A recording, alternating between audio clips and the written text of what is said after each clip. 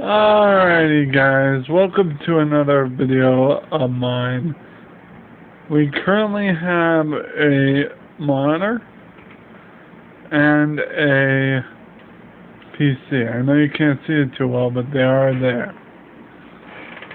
Now this monitor works, the PC works, but here's the problem.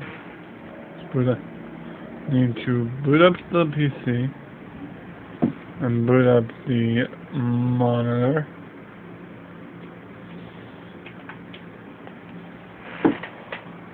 So it turns on like it should, guys. It boots up, but here's the problem. There seems to be something wrong with it.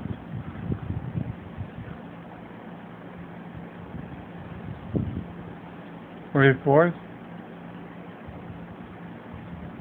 As you can tell, the PC's on.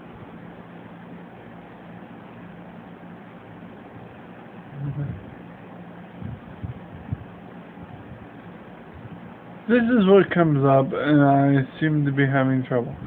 So what I'm going to have to do is get a repair disk for Windows.